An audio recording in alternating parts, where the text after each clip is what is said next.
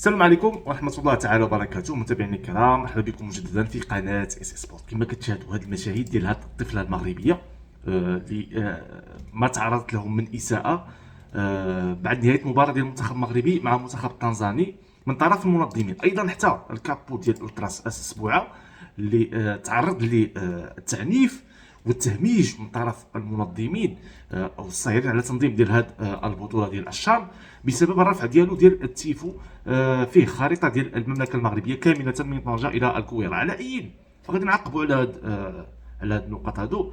حنا اي واحد كيجي عندنا هنا المغرب كما كان كنرحبوا به، كنديروا فوق راسنا واخا كنخسروا الماتش. هما شوفوا كيفاش كيتعاملوا معنا، شوفوا طفله صغيره كيفاش تعاملوا معها، بكاوها، بقاو كيغوتوا عليها، كيحيحوا. على اي غادي نخليكم تشاهدوا هاد المشاهد وغادي نحكموا وغتحكموا معايا على هاد المقاطع، لان حنا اي واحد كيجي عندنا هنا المغرب كنديروه فوق راسنا. شاهدوا معايا مزيان.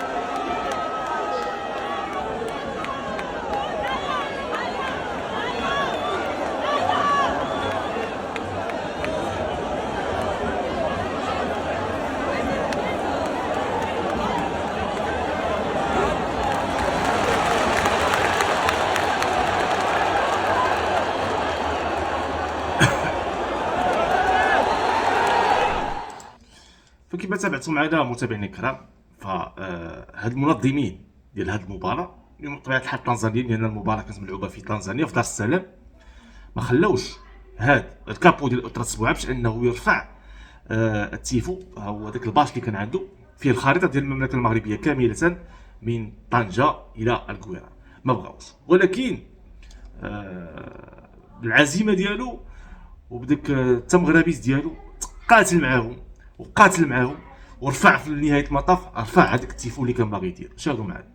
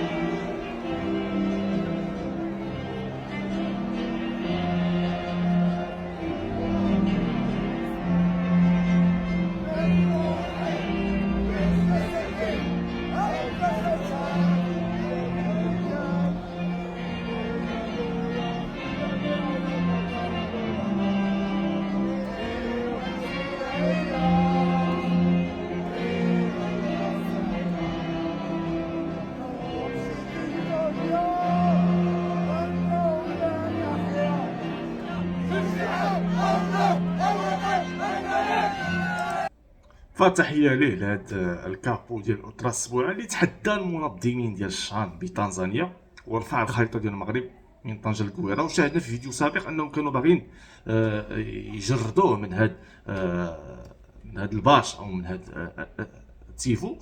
وهادشي هذا وقع راه قبل ما يبدا الماتش، قبل حتى ما يدخل التيران، وقع خارج الملعب. سمعوا له كيتكلم خارج الملعب.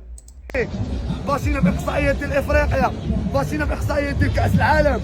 هاد الناس هادو قال لك لا ما تدخلش الباش وما تدخلش الخريطه.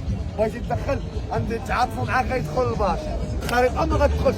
اليوم لا ما تدخلش الخريطه راه ما غيدخلش الباش، يا غيدخلوا بجوج يا ما غيدخلوش. هادشي اللي طاري دابا. تيقولوا لي تيقولوا عطاونا شي مسؤول في الكاف، حتى واحد ما باغيش يعدل.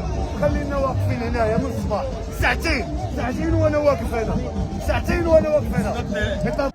اللي غنقولوا هي برافو ليلو، برافو للكابو ديال الأوترا السبوعه اللي تقاتل معاهم خارج التيران وتقاتل معاهم داخل التيران، وفي نهايه المطاف دار داكشي اللي كان باغي يديرو، وباشا ورفع التيفو ديال الخريطه ديال المملكه المغربيه من طنجه الى الكويره. وعارفين حنا مؤخرا كان الزياره ديال الوزير على ما اعتقد وزير الطاقه التنزاني، كانت عنده واحد الزياره للجزائر. يعني العلاقه غاده كما كنقولوا صنع العسل ما بين هاد الدولتين. فربما هناك شيئا ما واحد شويه ديال التعليمات من الفوق باش ان هذاك التيفو ما يطلعش. ولكن في نهايه المطاف داك التيفو طلع صحه وربحناهم صحه في الملعب ديالهم وامام الجمهور ديالهم ب 60000 متفرج. هو المنتخب اللي كان مرشح اكثر منتخب مرشح باش انه يتوج بهذه البطوله، لانه كيلعب في بلادو. المنتخب التنزاني عارفينه بانه كيتكون من اللاعبين ديال سيمبا وديال يانغ افريكا اللي هما فرق متالقه في الدوريات او في المسابقات الافريقيه، وبالتالي ربحناهم في بلادهم. وخرجنا داك اللاعب اللي سميتو مزيزي، خرجناه زرق في الماتش بسبب اللاعبين ديال الرجاء وديال بركان وديال الجيش وديال الجديده وديال المهم ذكروني نتوما اللاعبين الاخرين هنا باش تعرفوا القيمه ديال اللاعبين المغاربه. القيمه ديالهم السوقيه غادي ترتفع وهي قيمه عاليه. المهم بالنسبه لهذا الكابو ديال الأوترا السبوعه نقولوا له برافو عليك، برافو عليك، برافو عليك. والسلام عليكم ورحمه الله تعالى وبركاته.